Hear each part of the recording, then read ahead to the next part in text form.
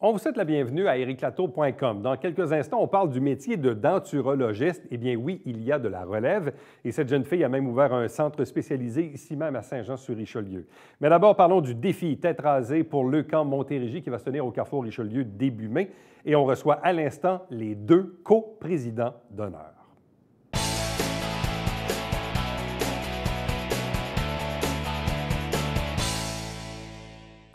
Vous connaissez le camp, vous connaissez le défi tête rasée qui existe depuis plusieurs années. On en tient quelques-uns même ici dans la région de Saint-Jean-sur-Richelieu.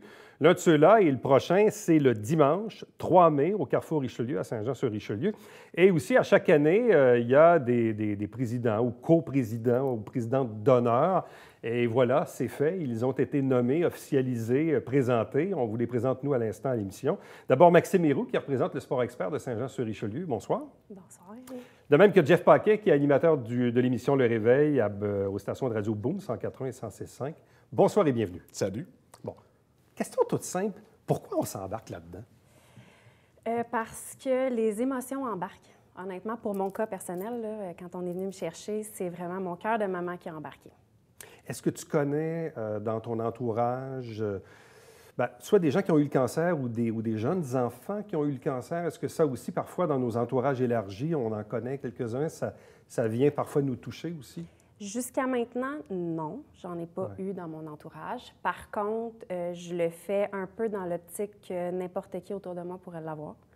Donc, tout ce que je voudrais, c'est qu'on aille de l'aide, que je puisse aider, puis ça, c'est ma façon présentement de pouvoir le faire. Bon, quand on est parent, et c'est très difficile de se mettre dans la peau quand on n'est pas parent, mais quand on a des enfants, moi j'en ai, vous en avez, évidemment, bon, ils naissent en santé, tant mieux, on est content, mais évidemment, on n'est pas nono, on voit les nouvelles, on sait qu'il y a toujours un risque. Oui. On ne veut pas que ça soit chez nous, mais parfois ça peut l'être. Oui.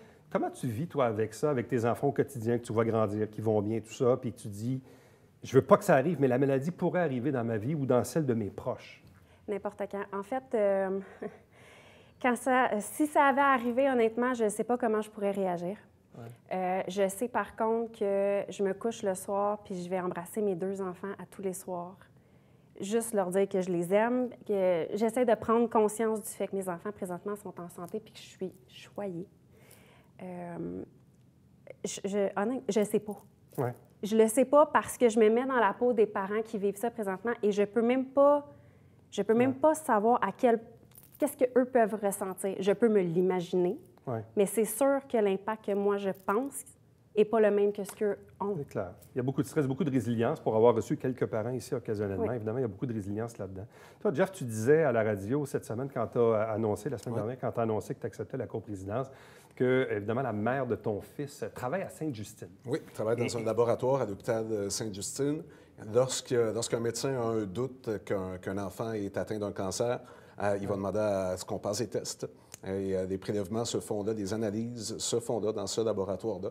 Et c'est la mère de mon fils qui va voir le médecin et qui a des douloureuses nouvelles à annoncer, de dire qu'effectivement, oui, vos doutes se sont avérés. Il y a un cas de cancer dans le corps de cet enfant-là. En quoi cet élément-là, du fait que la mère de ton fils travaille dans cet environnement-là, vient, dans le fond, mettre du poids dans ta décision d'accepter ce mandat-là chez le camp? Bien, ça fait partie de ça parce que j'ai toujours entendu parler des cas de cancer chez des enfants. Ça a toujours fait partie de notre quotidien de couple. Puis au-delà de ça, écoute, j'ai animé plusieurs défis tête rasée. J'ai été en contact avec plusieurs enfants de le camp. J'ai vu la détresse des parents, mais la force des enfants, c'est prodigieux. J'ai eu envie d'aller me coller là-dessus puis d'aller me chercher quelque chose. Il y a quelque chose que moi, je vais aller me chercher au travers du défi. Bon, parce que tu l'as dit, comme animateur, tu es souvent appelé à animer des défis tête rasée. Oui. Il y en a un peu partout en Montérégie. Oui. Comment ça se passe, ce genre d'événement-là? Parce que là, souvent, peu importe les villes où tu fréquentes, il y a des gens du milieu comme vous là, qui êtes coprésident d'honneur. Il y a des gens qui, sur une base personnelle, décident de se fixer un défi. Bref, explique-nous un peu comment ça se passe, un défi tête rasée. C'est excessivement touchant, un défi tête rasée, parce que chaque personne qui s'amène sur scène pour y laisser ses cheveux a une histoire, a une raison pour laquelle elle vient s'asseoir là, puis pour laquelle elle accepte de se prêter au jeu du défi tête rasée. Puis c'est de pouvoir partager ces moments-là avec les gens. À l'occasion, c'est hyper festif, là. Les gens viennent de faire, ils le font en riant. Ils se disent « Hey, je suis en train de relever tout un défi, moi, là. » Puis sinon, ça peut être 6 ados, 6 filles qui fréquentent le même établissement, qui viennent s'asseoir sur la scène en même temps, puis qui viennent le faire parce qu'il y a une de leurs chums qui a eu un diagnostic de cancer. Elles le font donc par solidarité. C'est excessivement beau. En fait, la motivation est particulière. Moi, je regarde ma propre fille qui a 23 ans aujourd'hui, au moment où elle avait 15 ans. Pas parce qu'il n'y avait personne de touché dans son entourage, mais elle a vu les nouvelles, puis elle s'est dit, moi, je veux poser un geste. Puis elle l'a fait avec une de ses amies. Je pense qu'à deux, il avait ramassé peut-être un 3 ou un 4 000, quelque chose comme ça, à 15 ans. C'était chez Denis Riel à l'époque. Mais pour elle, c'était marquant de le faire. Bon, elle ne le fait pas tous les ans, mais elle le fait une fois, puis elle a trouvé ça sympathique de le faire comme ado. Là, évidemment, vous vous êtes fixés chacun là, des montants respectifs parce que, évidemment, ces causes-là, des organismes comme le Camp, pour être capable de livrer des services aux familles touchées, on est dans une société où ça prend des sous, soit pour la recherche, mais aussi pour supporter les parents et les enfants. C'est plate de parler d'argent, mais l'argent, malheureusement, vient beaucoup aider ce genre de truc-là. Tout à fait. En fait, sans ça, je ne pense pas qu'ils pourraient développer autant de choses. Je ne pense pas qu'ils pourraient accompagner autant les parents, autant les enfants, les familles, les proches. Il y a tellement de volets qu'on ne connaît pas, en fait, avec le camp. T'sais, on connaît le camp. On connaît le défi tête rasée, comme on le dit. Il y a plein de personnes qui participent, qui se fixent des défis, qui le font, qui sont heureux, qui pleurent, mais il y a tellement de choses en arrière de tout ça. On ramasse des sous pour ça. On ramasse des sous pour aider les proches. Il y a des parents qui vont devoir quitter leur travail, accompagner les enfants dans toute cette étape-là.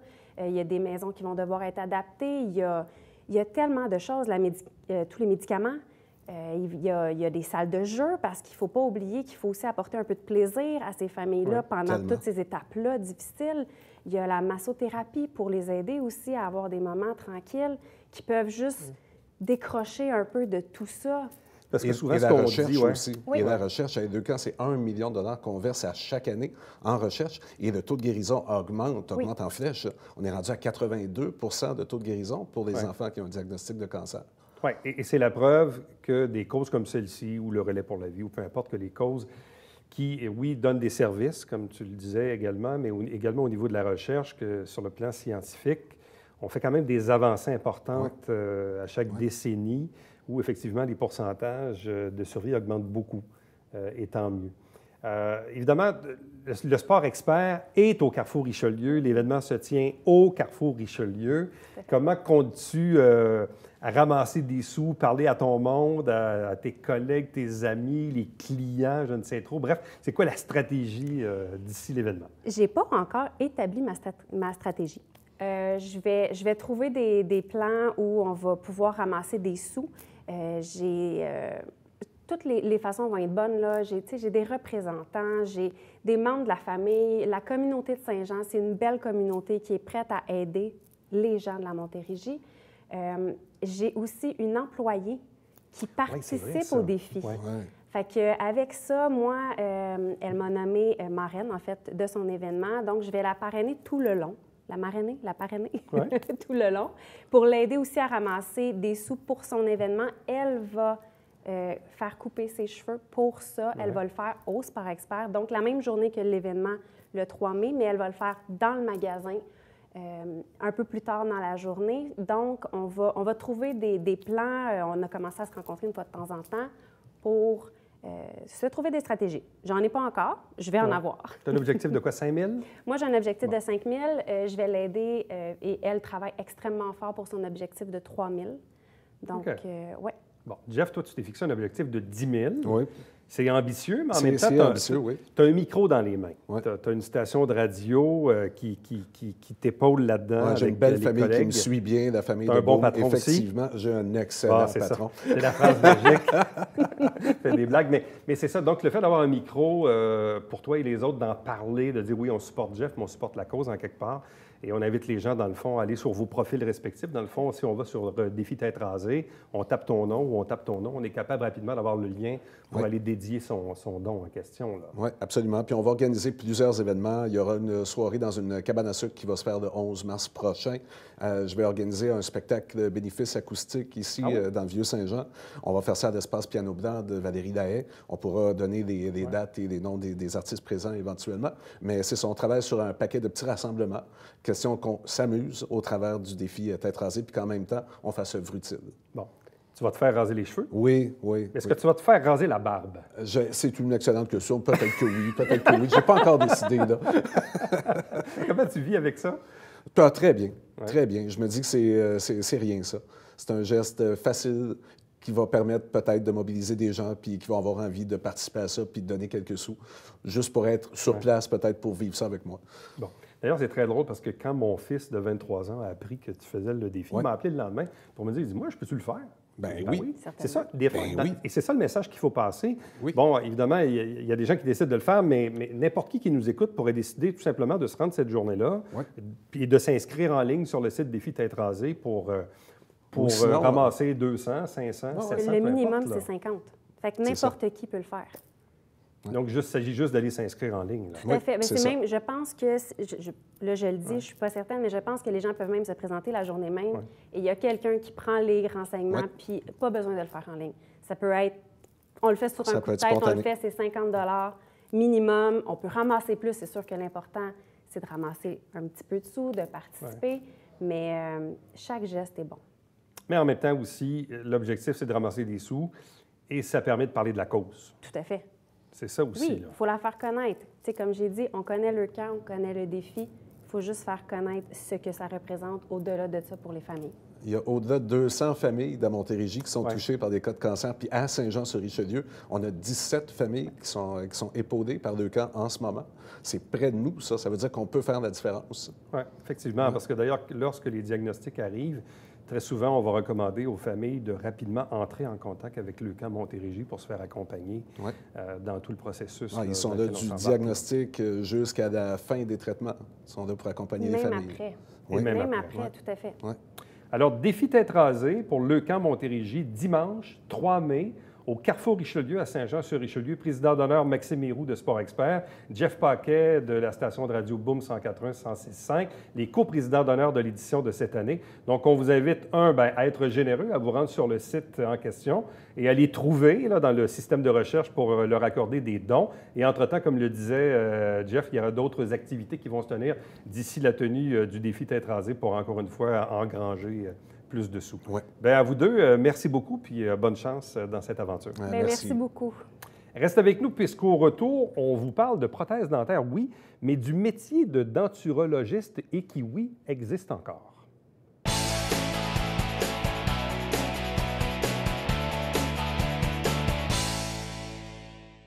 Mesdames et messieurs, bonjour et bienvenue à la Justice entre nous. Mon nom est Serge.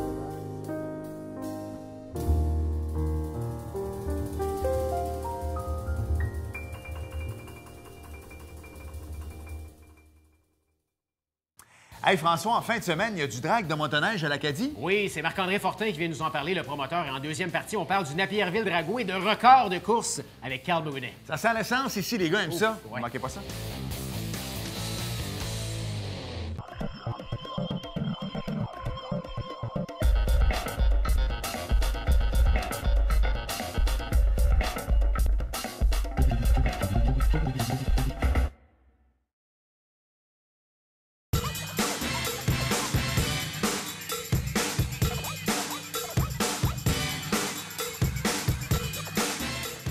Dimanche, 9h30, Télé Bingo, on vous attend.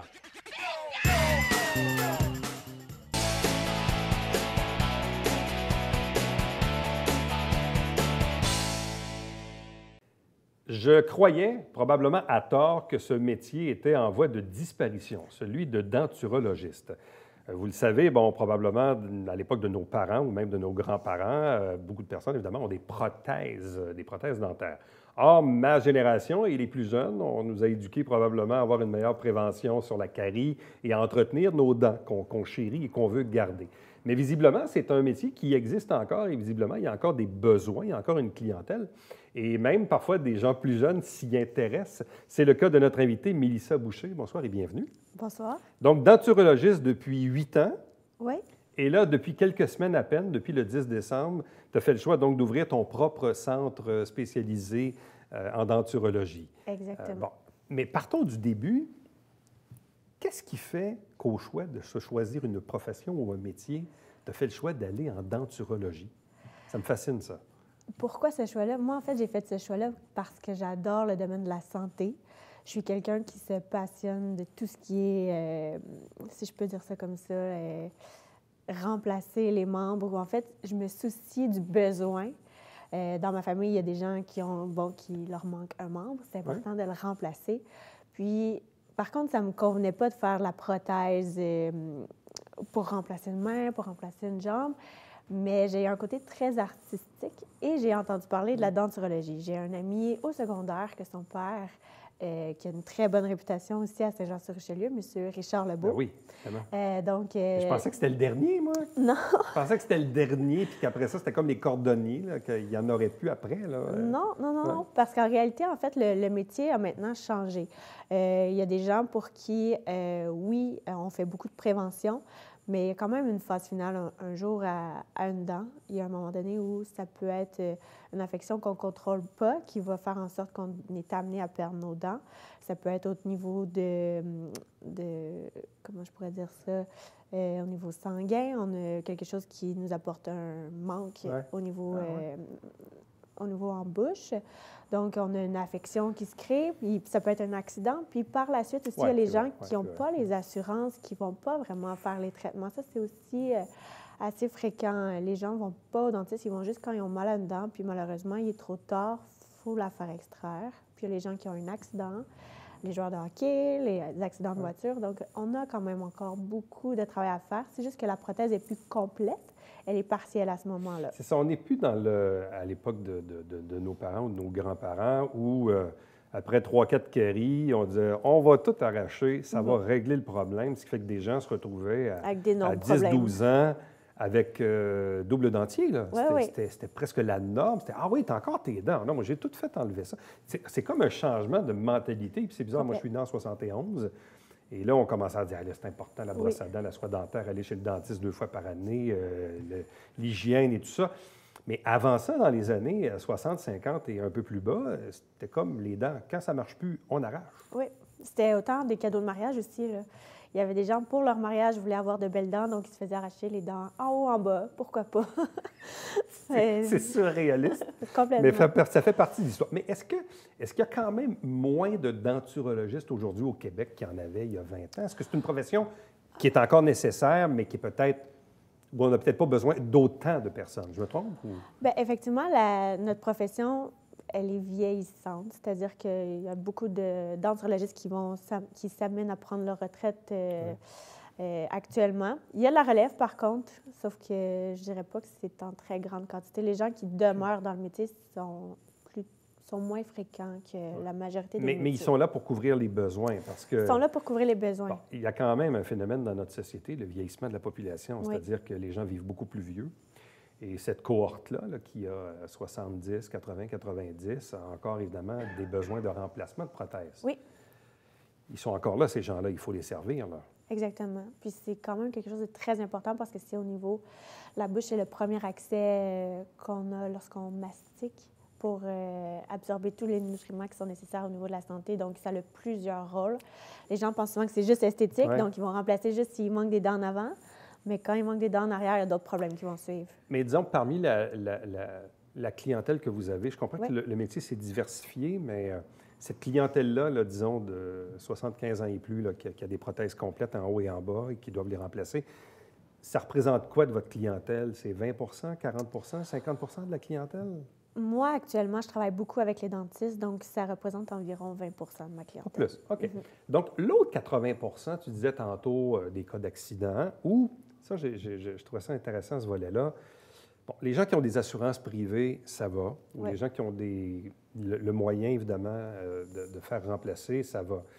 Mais quelqu'un qui n'est pas assuré, qui n'a pas beaucoup de sous, la solution ultime, ça va être d'arracher la dent. Puis là, quand on a 3-4 d'arracher, bien là, on finit par avoir un besoin de prothèse. C'est ça. Et la prothèse devient une solution, disons, plus économique que d'avoir des pivots et des couronnes et tout ça, là. Des fois, on pense ça. Par contre, des fois, on pense ça à tort, pour être franche. Mais quand les gens sont tannés d'investir au niveau de leurs dents, c'est là qu'ils vont se retourner vers la prothèse dentaire. Ils vont faire arracher, puis ils vont faire les prothèses. Sauf que l'idéal, c'est toujours de conserver nos dents naturelles, même si je suis denturologiste. Ouais. Ça fait bizarre à dire. Ça fait bizarre à dire, ouais. Mais je suis là quand même pour répondre aux besoins des gens qui en viennent à cette solution-là. Mais effectivement, ça vient surtout du problème monétaire au départ. Donc, ce qu'on appelait le bon vieux partiel, là, Oui. ça existe encore? Ça vous existe dire, encore. On l'a revu, on a réappris aussi à le produire, si je peux dire ça comme ça. On veut que ce soit toujours plus stable, toujours plus esthétique parce qu'on est dans un monde d'apparence. Mais ça existe encore et c'est très présent, beaucoup plus que ce qu'on pense. Sauf que maintenant, c'est tellement tabou d'avoir une prothèse dentaire que les gens en parleront pas. Ah oui? Pourquoi c'est tabou? Je crois que pour eux, c'est un deuil de perdre une dent. Ouais. Ils ont l'impression d'avoir manqué à leur devoir d'hygiène, j'ai l'impression. Mais par OK. contre, c'est pas toujours une question d'hygiène. Et là, les partiels, là, c'est-tu encore comme dans le temps avec des gros crochets? Il y en a que oui. Oui? OK. Ça se fait encore. C'est encore ce qui est très solide et ajustable. Donc, on veut pouvoir... Quand on se fait faire un partiel, on ne veut pas nécessairement le changer à chaque fois qu'on doit extraire une dent. Donc, c'est quelque chose qui reste très facile à travailler. Mais maintenant, on a développé d'autres matériaux qui nous permettent de faire des crochets transparents, roses ou blancs. Ah oui? Oui, ça existe, ça se fait. Par contre, des fois, le désavantage, c'est qu'on doit le changer plus rapidement parce qu'il est moins malléable, mais ça existe et les gens l'apprécient beaucoup. Bon. Parce que quand on décide de s'embarquer dans un projet de prothèse, là, de mémoire, il y a beaucoup de rendez-vous au début là, pour la prise d'empreinte et tout ça. Oui. Qu'est-ce qui fait que c'est long pour arriver au résultat final de dire voici la prothèse? Là? C'est que le travail d'un denturologiste, c'est à environ 50 avec la clientèle, les patients, puis 50 en laboratoire. Donc, oui, je vous rencontre, mais je dois avoir le temps de produire. Quand on parle de prothèse partielle, aussi, on parle d'imprimerie de pièces. Donc, on doit travailler avec de grosses machineries. Des fois, il y a une file d'attente. C'est pas parce qu'on vient de voir le patient, on doit l'envoyer en laboratoire. Et on doit juste patienter que ce soit notre tour qui revienne à ce moment-là. Mais dans le fond, mais tout le travail est fait en laboratoire chez vous? À la clinique, pratiquement tout. J'ai pas les installations pour faire ce qui est les squelettes métalliques qu'on appelle. Donc, c'est la base des partiels, si je peux dire ça comme ça, vraiment ce qui se trouve en dessous. Mais disons, c'est fait au Québec, là. C'est fait à Longueuil. Mais quand on parle, disons que moi, je sais pas, moi, je me casse une dent.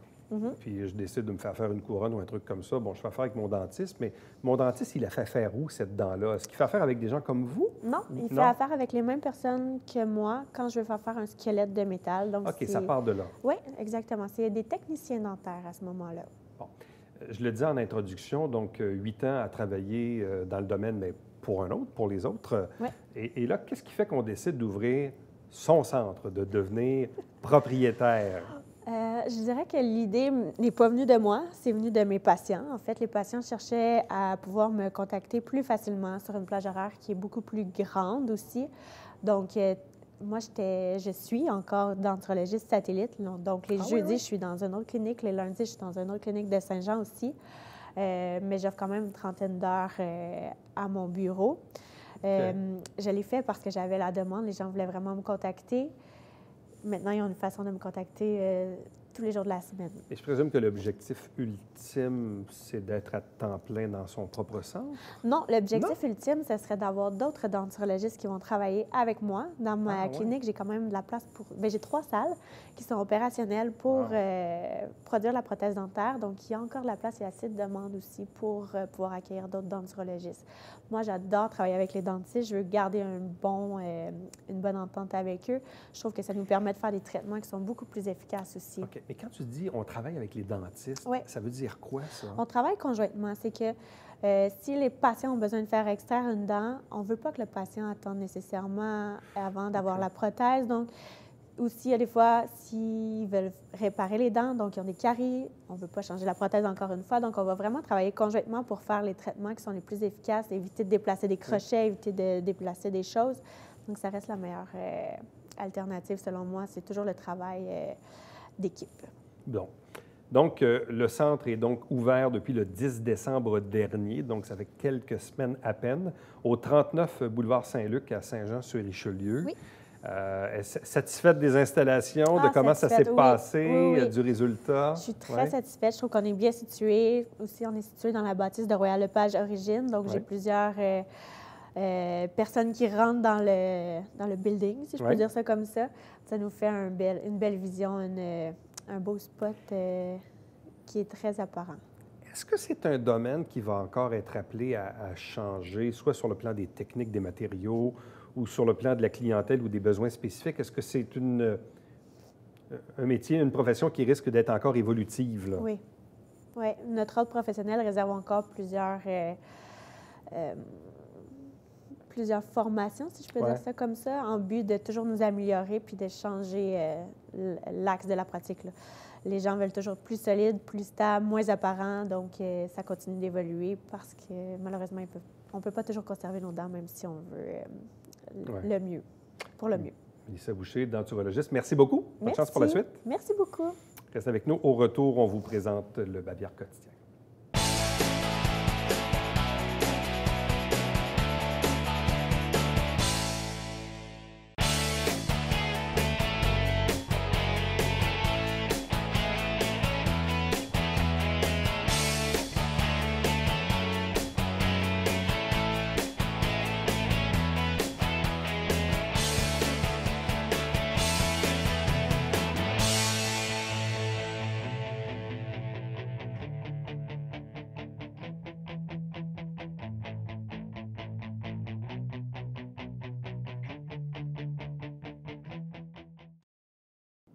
On est encore en hiver, à preuve les dernières chutes de neige. Petit rappel de la réglementation à Saint-Jean-sur-Richelieu.